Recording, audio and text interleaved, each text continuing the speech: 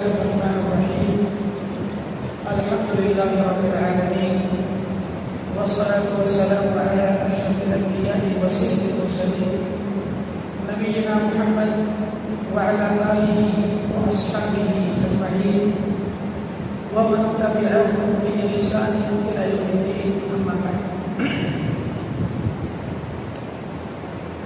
عزیز طلبہ علم شرعی اور دیگر حاضرین مسجد، جیسے کہ آپ تمام حضرات کو اس بات کا بخوبی علم ہے کہ اللہ کے فضل و کرم سے ہمارا یہ ہفتہ واری درس جامع مسجد عمر بن خطاب جامعہ اسلامیہ صنابل کالونی شاہین باغ نئی دہلی میں گزشتہ ہفتہ روز بدھ سے شروع ہوا ہے اور انشاءاللہ العزیز ہر ہفتہ مدعو بإذن اللہ منعقد ہوا کرے گا. یہ درس سب سے پہلے تو آپ یہ جان لیں، یہ طالب علم ہی نہیں بلکہ ایک مسلمان کی زندگی کی غذا ہے. چاہے وہ عقیدے کا درس ہو، حدیث کا درس ہو، فقہ کا ہو، دین کے کسی بھی باب کا یا فن کا ہو، لیکن جب درس عقیدے کا ہوتا ہے تو یہ سب سے زیادہ افضل ترین ہو جاتا ہے، کیونکہ عقیدے کے درس کے ذریعے ہم اللہ تعالیٰ کو پہچانتے ہیں، اللہ تعالیٰ کو جاننے اور اس کی شان کو سمجھنے کا جو علم ہے وہ عقیدہ ہی ہے، توحید. تو توحید کا یہ علم بڑا ہی عزیز ترین علم ہے، اشرف ترین علم ہے. یہاں قبل اس کے ہم درس میں داخل ہوں، ایک چیز بلکہ ایک بات تمام طلباء کے گوشگار کر دینی مناسب ہے کہ یہ کتاب ابھی طبع ہمارے پاس ہے. طلباء کے پاس ابھی یہ کتاب نہیں ہے، تو طالب علم کے پاس اگر کتاب نہ ہو تو تھوڑا سا دشواری ہوتی ہے عبارت کو سمجھنے میں اور مفاہیم کو ٹھیک سے ضبط کرنے میں.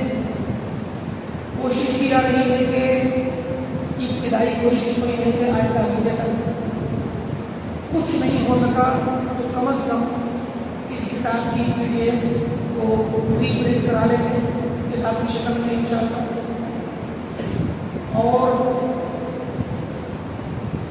زیادہ میں زیادہ جو اچھی کوشش کی جا رہی ہے وہ یہ کہ اس کا ترجمہ کر دیا جائے یا کرا دیا جائے، کسی سے شروع کرا دیا گیا ہے ترجمہ.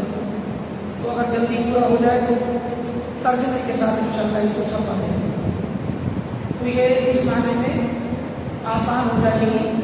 لیکن کوئی حرج نہیں ہے، جب تک کتاب نہیں ہے تب تک آپ حضرات ایسے ہی سماعت فرما لیں. اور جو مفاہیم ہیں اصل تو یہ ہے کہ وہ مفاہیم ہمارے ذہن میں بیٹھ جائیں. اللہ کا نام لیتے ہوئے شروع کرتے ہیں. بسم اللہ الرحمن الرحیم. پیچھے کے درس میں جو پہلا درس تھا ابتدائی اور تمہیدی باتیں آ گئی تھی، اور تمہیدی باتوں کے ساتھ ہم نے کچھ عبارت سوال نامے کی، جو سوال نامہ شیخ الاسلام امام ابن تیمیہ رحمۃ اللہ علیہ کے پاس بھیجا گیا تھا. اس سوال نامے کی بات ہم نے پڑھ دی تھی اور تھوڑا سا جواب پڑھا تھا. خلاصہ اس کا یہ ہے کہ شیخ الاسلام امام ابن تیمیہ رحمۃ اللہ علیہ سے سن 698 ہجری میں ایک سوال کیا گیا، ایک فتویٰ بھیجا گیا. یہ فتویٰ شام کے شہر حماہ ایک شہر ہے وہاں سے بھیجا گیا تھا. اور سوال کا جو خلاصہ ہے وہ یہ کہ قرآن کریم میں اللہ تعالیٰ کی صفات آئی ہیں، اللہ تعالیٰ کے بارے میں مختلف انداز میں اللہ کی خوبیوں کا ذکر ہے. ان میں مثال دی گئی کہ استواء علی العرش کی. قرآن میں فرمایا الرحمن علی العرش استوى. رحمان یعنی اللہ تعالیٰ عرش پر مستوی ہوا. تو اس آیت کا کیا مطلب ہے اور اس میں آپ کا کیا فرمانا ہے مفتی محترم؟ اور ایسے ہی اللہ کے نبی صلی اللہ علیہ وسلم کی احادیث مبارکہ میں بھی اللہ تعالیٰ کی صفات کا ذکر ہے. اس کی مثال بھی آئی تھی. حدیث آئی تھی کہ سوال نامے میں حدیث ہے کہ بنی آدم کے دل اللہ تعالیٰ کی 2 انگلیوں کے درمیان ہے. اس کی انگلیوں میں سے 2 انگلیوں کے درمیان ہے.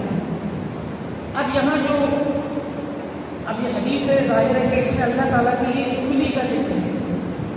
ہم یہاں آپ کو پہلے بتاتے چلیں تمام طلباء تمام حاضرین سامعین ناظرین سب اس بات کو جانتے ہیں کہ یہ جو صفات آ رہی ہیں اللہ تعالیٰ کی ان کو کبھی بھی اپنی طرح سے نہیں ماننا. اگر اللہ کی انگلیوں کا ذکر ہے تو کوئی بھی طالب علم یہ نہ سوچے کہ ہماری انگلیوں کی طرح اللہ کی انگلی. یہ کفر ہے.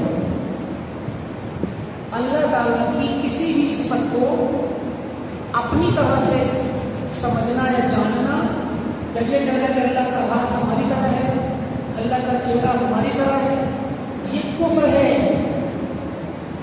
لیس کمثلہ شیء. قرآن میں اللہ نے فرمایا اللہ کے مثل کوئی چیز نہیں. وہو السمیع البصیر. اور وہ دیکھنے والا بھی ہے سننے والا بھی. اب ہم تو آنکھ سے دیکھتے ہیں ہم کان سے سنتے ہیں تو اللہ تعالیٰ بھی سننے والا دیکھنے والا ہے. لیکن کیا اللہ کی آنکھ ہماری طرح ہے؟ نہیں. لیس کمثلہ شیء پہلے کہا کہ اللہ کے جیسا کوئی نہیں اس کے مثل کوئی نہیں. اور مثل کی نفی کرنے کے بعد کہا کہ وہ سننے والا اور دیکھنے والا ہے. تو پتہ چلا ہم بھی سننے والے دیکھنے والے ہیں اللہ تعالیٰ بھی سننے والا دیکھنے والا ہے. تو صرف سننے اور دیکھنے میں تو اشتراک ہے لیکن کیفیت میں کوئی بھی مشابہت اور موافقت نہیں یکسانگی نہیں. اللہ تعالیٰ کی شایان شان اس کی جیسی عظیم الشان ذات ہے اس کی عظیم الشان صفات ہے.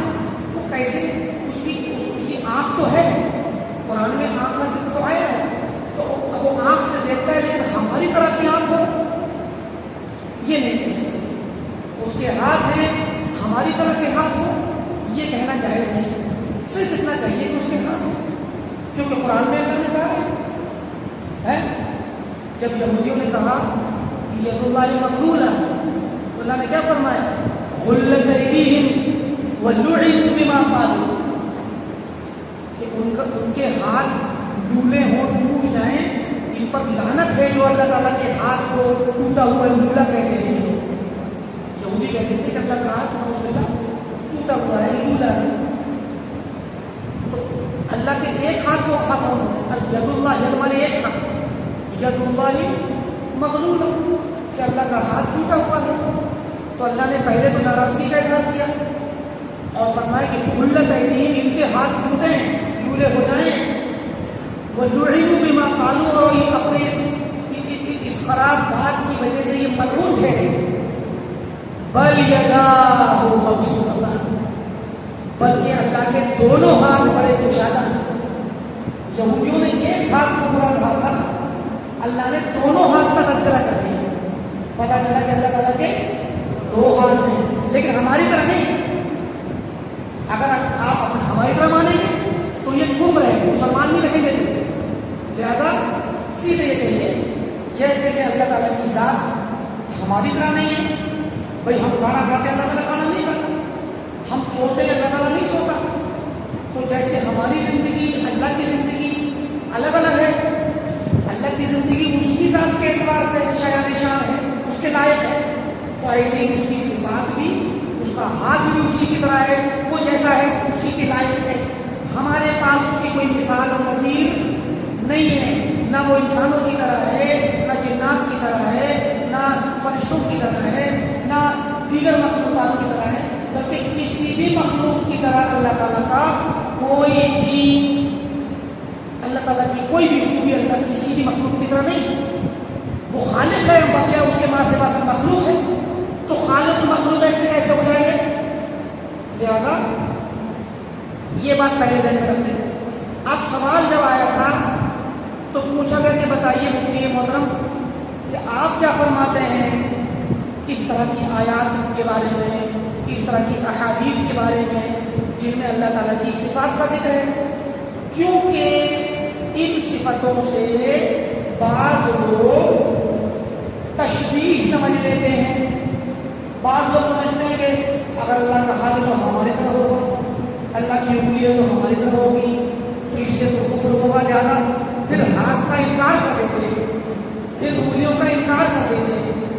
تو جب انکار کرتے ہیں تو بھی حدیث کا کیا کریں گے آپ؟ جب حدیث میں آیا ہوا ہے تو کیا نعوذ باللہ پیارے نبی صلی اللہ علیہ وسلم کو پتہ نہیں تھا کہ اللہ تعالیٰ کے لیے انگلی اور ہاتھ کی بات کہی جائے گی تو اس میں تشریح ہوگی، انسانوں کی طرح سے ماننا پڑے گا تو یہ کفر ہوگا.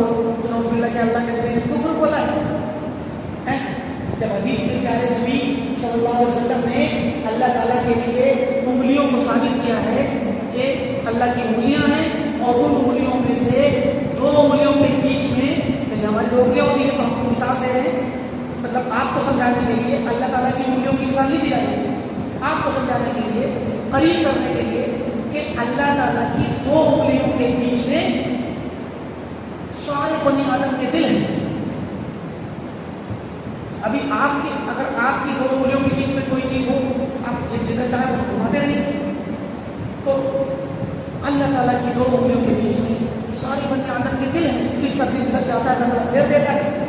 تو کیا نبی صلی اللہ علیہ وسلم نے انگلیاں کہہ کر کے اللہ تعالیٰ کے لیے کفر کی بات کہی، تشریح کی بات کہی؟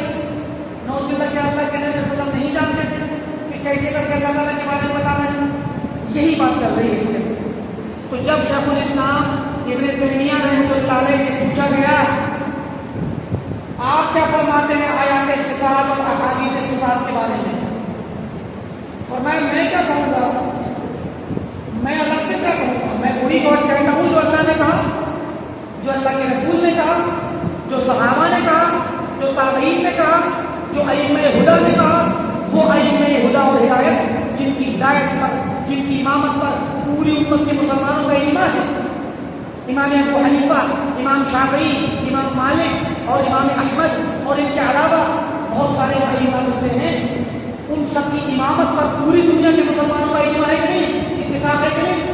جس پوری دنیا کے مسلمان پرانے زمانے سے لے کے آج تک سب لوگ ان کو امام مانتے ہیں. امام کہتے ہیں سب سے آگے ہو، ہدایت کے امام ہے یہ لوگ.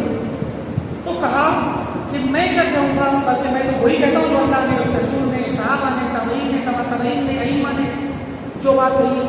پھر فرمایا کہ یہی ایسے ہی ہر مسلمان پہ فرض بھی ہے کہ وہ دین کے اس مسئلے میں بھی آیات صفات اور احادیث یعنی اللہ تعالیٰ کی صفات اور اسماء و صفات کے بارے میں اور تمام دین کے مسائل کے بارے میں ایسے ہی اعتقاد رکھے.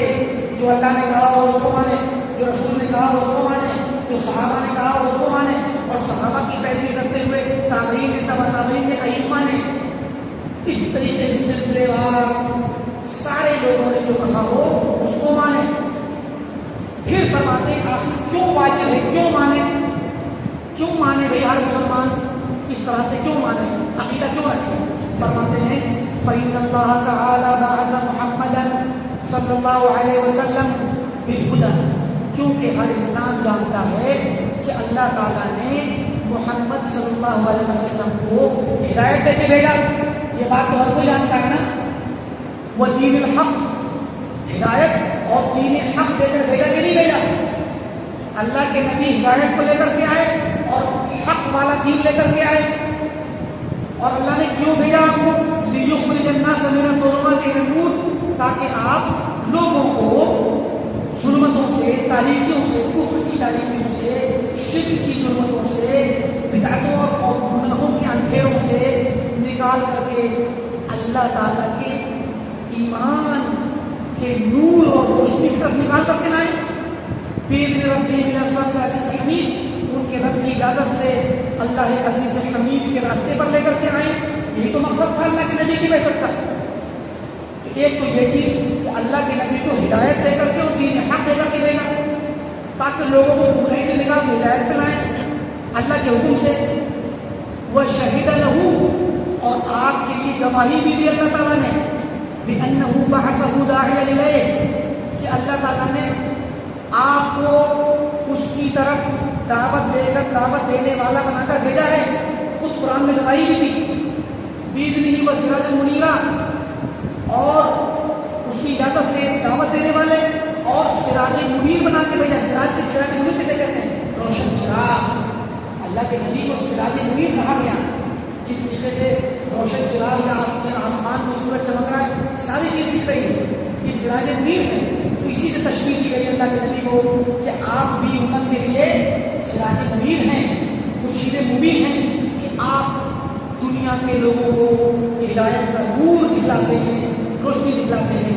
فرمایا وَأَمَرَهُ وَيَقُولُ، اور اللہ تعالیٰ نے حکم دیا نبی صلی اللہ علیہ وسلم کو کہ آپ فرمائیں کہ قُلْ هَٰذِهِ سَبِيلِي أَدْعُو إِلَى اللَّهِ عَلَىٰ بَصِيرَةٍ، کہ یہ میرا راستہ ہے جس پر میں کھڑے ہو کر کے اللہ کی طرف بلاتا ہوں.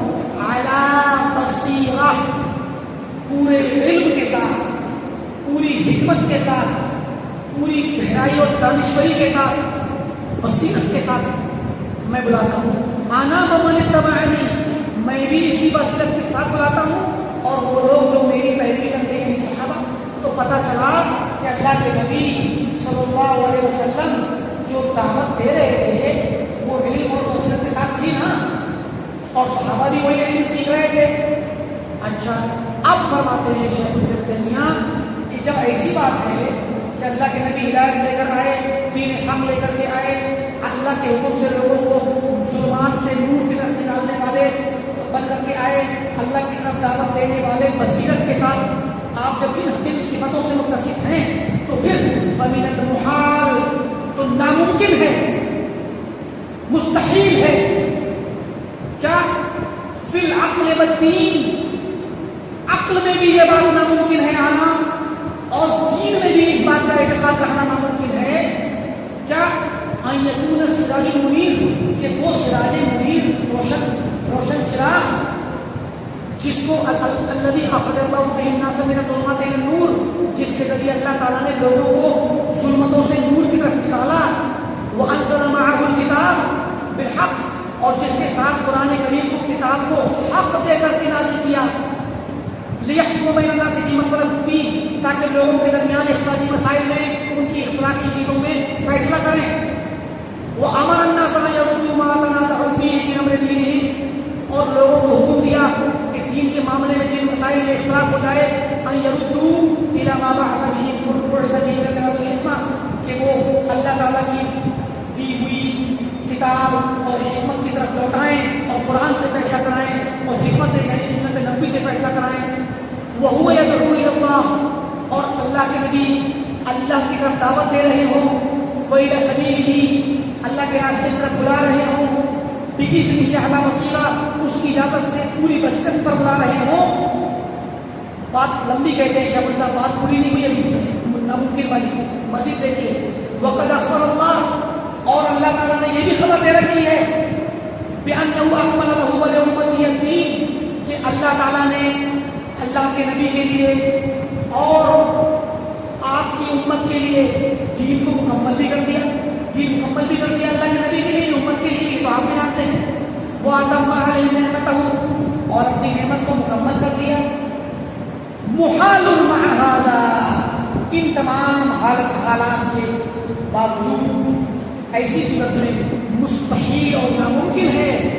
اور ان کے علاوہ بھی بہت سی دلیلیں چیزیں ہیں جن کو سامنے رکھنا چاہیے. ان تمام چیزوں کے موجودگی میں ناممکن ہے کیا ان یکون قد ترکا باب ایمان باللہ، کہ اللہ کے نبی صلی اللہ علیہ وسلم نے اللہ پر ایمان لانے والا باب خالی چھوڑ دیا ہو. سب کچھ بیان کیا اللہ کے نبی دین حق لے کر کے آئے پبلک کے لیے، دنیا کے لیے، امت کے لیے دعوت دے رہے ہیں بصیرت پر، ظلمتوں سے نکال رہے ہیں، سراج منیر ہیں، لوگوں کو اللہ تعالیٰ حکم دے رہا ہے کہ لوگوں جھگڑا ہو رہا ہے تو نبی کے پاس لے کر کے آؤ، قرآن سے فیصلہ کراؤ دین کے تمام معاملات میں۔ تو دین کے معاملات میں اللہ تعالیٰ پر ایمان کیسے رکھنا ہے، یہ والا باب خالی چھوڑ دیں، کیا یہ ممکن ہے؟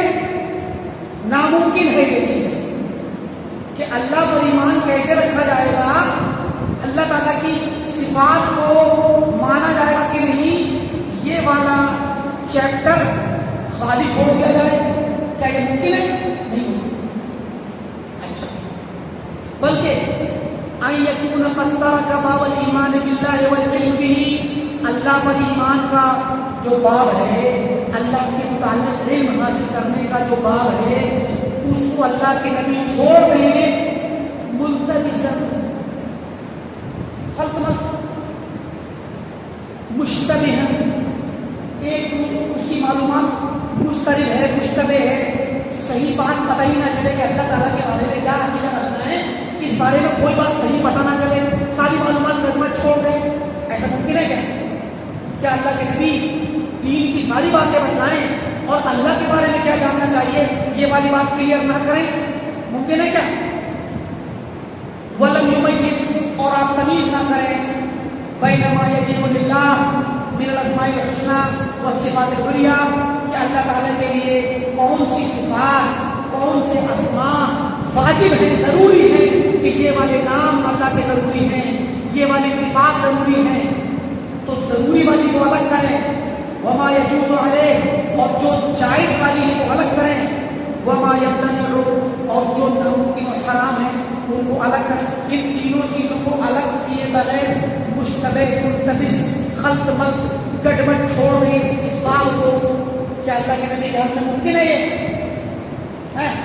مثلا اللہ تعالیٰ نے ہمیں پیدا کیا ہے، پوری کائنات بنائی ہے نا، تو اب جب یہ والی بات ہے کہ اللہ نے ساری کائنات بنائی، اس سے کیا پتا چلا کہ اللہ تعالیٰ دنیا کو جب بنانے والا ہے تو حیات تو اس کی ہوگی نا، زندہ تو ہوگا کہ نہیں ہوگا؟ تو اللہ تعالیٰ کا زندگی کی صفت سے متصف ہونا کہ وہ حیات والا ہے، یہ صفت ضروری ہے اللہ کے لیے۔ قرآن میں بھی آئی ہے اللہ لا الہ الا هو الحی القیوم، الحی، آپ تو نام رکھتے نا ہمارے، الحی کے معنی زندہ، اللہ تعالیٰ زندہ ہے، حیات ہے اس کی، یہ ضروری والی صفت ہے، بہت ہی ضروری والی، لیکن ایک مثال دی جا رہی ہے۔ تو اللہ کے نبی صلی اللہ علیہ وسلم پر فرض ہے کہ آپ اللہ تعالیٰ کے لیے ضروری والی چیزیں بتلائیں اور جو جائز والی ہیں ان کو ہی بتلائیں۔ اب جائز والی میں یہ ہے کہ اللہ تعالیٰ نیکی سے خوش ہوتا ہے، برائی سے ناراض ہوتا ہے، یہ بتلائیں۔ ناراض ہونا، غصہ ہونا، خوش ہونا، اللہ کے نبی نے کیا فرمایا کہ اللہ تعالیٰ اپنے بندے کی توبہ سے اتنا زیادہ خوش ہوتا ہے، اتنا خوش ہوتا ہے، فرحت اشد فرحا، فرح کہتا ہے، اتنا خوش ہوتا ہے جتنا وہ بندہ نہیں خوش ہوتا اس سے بھی زیادہ خوش ہوتا ہے، اس بندے سے بھی زیادہ جو بندہ سفر کر رہا ہو، اونٹ پہ یا گھوڑے پہ بھی سواری پہ اس کا سامان ہو اور لمبا سفر کر کے صحرا میں جنگل میں کہیں تھک کر کے تھوڑی دیر کے لیے آرام کرنے بیٹھا ہو اور وہ گھوڑے کو اس نے یا اونٹ کو اپنی سواری کو باندھ دیا ہو اور پیڑ کے نیچے آرام کرنے لیٹا اور لیٹا تو وہاں پوری کچھ دیر کے بعد دیکھا سواری غائب، سواری بھی غائب، اس پہ توشہ تھا، پانی تھا، کپڑے لتے، پیسہ، سارا سامان تھا، وہ اونٹنی یا گھوڑا ہے جو بھی سواری تھی وہ غائب ہو گئی۔ اب رونے لگا، مایوس ہو گئے زندگی سے، اسے لگا اب تو میں مروں گا کیونکہ صحرا میں جنگل میں کھانے کو کچھ ہے نہیں، پہننے کو کچھ ہے نہیں، مزید جو بھی ضرورت تھی تو گھوڑے پر دی ہے، سواری پہ دی۔ اب ادھر ادھر بھاگا دوڑا، ڈھونڈ کے تھک کے ہار کے آخرکار پھر پیڑ کے نیچے تھک بھاگ کر سو جاؤ، مرنا ہی ہے تو کہاں ڈوب جائیں، کسی پیڑ کے نیچے لیٹ جاؤ، کسی مر جائیں گے، موت کے انتظار میں جو ہے پھر سے سو گیا، اور جب گہری نیند کے بعد اٹھا تو دیکھا کہ اس کی سواری اس کے پاس کھڑی ہے. یہ واقعہ حدیث میں آیا ہے. جب اس کی سواری اس کے پاس گئی، بتائیے جو آدمی رو کر کے، دھو کر کے، تھک کر کے، پریشان ہو کر کے، زندگی سے مایوس ہو کر کے موت کے انتظار میں سویا ہو، اور جب آنکھ کھولے اچانک وہی سواری مل جائے تو کتنا خوش ہوگا. تو حدیث میں آتا ہے کہ وہ آدمی خوشی کی وجہ سے کہتا ہے، خوش ہو کر کہتا ہے، اے اللہ یا ربی، یا اللہ انت عبدی وانا ربک. خوشی کی وجہ سے اخطا من شدت الفرح، حدیث میں آتا ہے کہ خوشی کی وجہ سے منہ میں سے الفاظ نکل گئے. کہا اللہ تو میرا بندہ ہے، میں تیرا رب ہوں. وہ کہنا چاہتا تھا اللہ تو میرا رب ہے، میں تیرا بندہ ہوں. خوشی کی وجہ سے غلط الفاظ زبان سے نکل گئے. تو کتنی خوشی تھی اس کو. اللہ کے نبی نے فرمایا جتنی خوشی اس بندے کو ہوتی ہے ایسی صورتحال میں اس سے بھی زیادہ خوشی اللہ کو ہوتی ہے جب بندہ گنہگار بندہ توبہ کرتا ہے. تو توبہ کرنے والے کی توبہ کو دیکھ کر کے اللہ تعالیٰ کو اس سے بھی زیادہ خوشی ہوتی ہے. تو خوش ہونا اللہ کی صفت ہے. یہ جائز صفتوں میں سے اللہ تعالیٰ کی جائز. اللہ کے نبی نے خبر دے دی، ہم نے مان لیا. آپ خبر نہیں دیتے، ہمیں پتہ نہیں ہوتا تو ہم تو، لیکن حیات کی خبر آپ نہ بھی دیں تو بھی عقل جائے گی نا. جس نے پیدا کیا وہ زندہ ضرور ہے، سمجھے کہ نہیں. یہ واجبی خبر صفت ہے. اور جو صفتیں اللہ کے لیے جائز نہیں، جیسے مثال ہے کہ اس کی حیات کے اندر کمی ہونا. قرآن میں خدا لا تأخذه سنة ولا نوم، وہ حی و قیوم ہے، اس کی حیات مکمل ہے، باکمال ہے، لیکن اس کی حیات میں کمی نہیں. نہ تو اس کو نیند آتی ہے نہ اونگ آتی ہے. ہماری زندگی کتنی کم ہے، 24 گھنٹے میں سے اگر دیکھا جائے تو 8 گھنٹے سوتے ہیں تو 16 گھنٹے تو ہم زندہ رہتے ہیں. 8 گھنٹے تو ہم موت کی طرح ہوتے ہیں، آدھے مرے آدھے زندہ. قرآن میں خود کہا گیا ہے نیند کی حالت کو موت کہا گیا. تو اللہ تعالیٰ کو نیند نہیں آتی ہے، یہ اللہ کا کمال ہے. تو فرمایا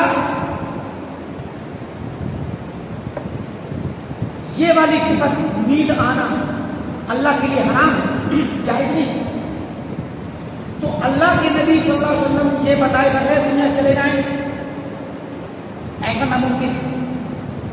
مزید دیکھیے تھوڑا سا، فرمایا فَإِنَّ مَعْرِفَةَ هَذَا، ان چیزوں کی جو معرفت ہے، اللہ کی صفات کی معرفت، اللہ کی صفات کا علم،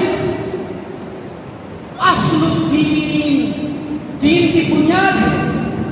بھائی جو انسان اللہ کو نہیں پہچانے گا تو کیسے کر کے اللہ تعالیٰ کی عبادت کرے گا؟ اب آپ نے جب یہ حدیث سنی ابھی تھوڑی دیر پہلے کہ اللہ تعالیٰ گنہگار بندے کی توبہ کرنے سے خوش ہوتا ہے، تو ہمارے سب کے دلوں میں جذبہ پیدا ہوتا ہے کہ ہم گنہگار ہیں، ہمیں مایوس نہیں ہونا چاہیے. ہم جب توبہ کریں گے تو ہمارا ہم سے ناراض ہو کے نہیں بیٹھے گا انسانوں کی طرح. جیسے انسان سے کسی شخص کی کسی کی نافرمانی کرتی ہے، کسی اپنے بڑے کی تو ناراض ہو جاتا ہے، معافی مانگ کبھی معاف بھی نہیں کرتا، منت کمالت کی ہاتھ کر کر تبھی معاف نہیں کرتا. کبھی کبھی ایسا ہوتا ہے. لیکن اللہ تعالیٰ کے بارے میں سن کے کتنا شوق پیدا ہو رہا ہے دل کے اندر، ہم گنہگار ہیں، کوئی بات نہیں. امید پیدا ہو رہی ہے ہم کسی وقت بھی اللہ تعالیٰ کے دربار میں آئیں گے اور توبہ کریں گے تو ہمارا رب ہمیں دھکارے گا نہیں، ہم سے خوش ہوگا. تو اللہ کی صفت کو جان کے اللہ کے قریب آنے کا شوق پیدا ہو رہا ہے نا، خوشی ہو رہی ہے کہ نہیں ہو رہی؟ تو یہ اللہ کی صفتیں ہم جتنا جانیں گے اتنا ہی ہمارا ایمان بڑھے گا، اتنا ہی ہم اللہ کے قریب ہوں گے، اتنا ہی ہمیں اللہ تعالیٰ کی عبادت کرنے کا شوق پیدا ہوگا اور دین کے قریب آئیں گے. تو اسی لیے فرمایا کہ دین کی اصل بنیاد ہے اللہ تعالیٰ کی معرفت، وہ اساس الہدایہ، اور ہدایت کی بھی بنیاد ہے. بندہ اپنے آپ کو کہے میں ہدایت یافتہ ہو گیا، لیکن اللہ تعالیٰ کو نہ جانے تو کیا ہدایت پائی اس نے؟ اصلی ہدایت کو اللہ کو جاننا ہو، جو اللہ کو نہیں جانتا وہ کیا ہدایت پائے؟ پھر فرمایا کہ وہ افضل و اوجب، سب سے افضل علم، سب سے زیادہ واجبی علم، مکتسبت القلوب، جس کو دل حاصل کرتا ہے. دل میں جو علم آپ جا کے بیٹھتا ہے، سب سے افضل علم اللہ تعالیٰ کی معرفت ہے، اللہ تعالیٰ کی اسماء و صفات کی پہچان ہے، اور واجبی علم بھی یہی ہے. وحصلت النفوس وادرکت العقول، انسان کا نفس، انسان کی عقل جس علم کو حاصل کرتی ہے، سب سے زیادہ فضیلت والا علم اور سب سے زیادہ ضروری علم یہی ہے اللہ تعالیٰ کو جاننا، اللہ کے اسماء و صفات کو جاننا. فَكَيْفَ يَكُونُ ذَلِكَ الْكِتَابُ، یہ قرآن کریم، وَذَلِكَ الرَّسُولُ، اور یہ رسول جو آخری رسول ہے صلی اللہ علیہ وسلم، کیسے ہو سکتا ہے کہ یہ کتاب اور یہ اللہ کے رسول وَأَفْضَلُ خَلْقِ اللَّهِ بَعْدَ النَّبِيِّينَ، اور سارے نبیوں کے بعد اللہ کی مخلوق میں سب سے افضل مخلوق اللہ کے نبی، کیسے ہو سکتا ہے کہ آپ لم يحكموا في هذا الباب، اس اللہ کی صفات کے باب میں کوئی فیصلہ نہ کیا ہو، نہ کتاب نے، نہ قرآن نے، نہ اللہ کے نبی نے جو کہ سب سے افضل نبی ہے. کیسے ہو سکتا ہے؟ اعتقادا و قولا، کہ کیا اعتقاد رکھنا ہے اللہ کے بارے میں، کیا بولنا ہے اللہ کے بارے میں. ابھی ہم نے بولا آپ کے سامنے کہ اللہ تعالیٰ بندے کی توبہ سے بہت خوش ہوتا ہے. ہماری کیا مجال تھی کہ ہم اللہ تعالیٰ کے بارے میں یہ لفظ بولے کہ اللہ خوش ہوتا ہے؟ کیوں بولے؟ ہمیں کیا پتا کہ وہ خوش ہوتا ہے کہ نہیں. لیکن جب ہمارے نبی نے فرما دیا، ہم بولیں گے، ڈنکے کی چوٹ پر بولیں گے، اعلان کریں گے، دنیا والوں کو سنائیں گے کہ ہمارا رب خوش ہوتا ہے، ہمارا رب توبہ کرنے والے بندے کی توبہ سے بہت زیادہ خوش ہوتا ہے. یہ ہم سنائیں گے دنیا کو. یہ قول، یہ زبان سے بولنا ہمیں اللہ کے نبی نے سکھایا ہے.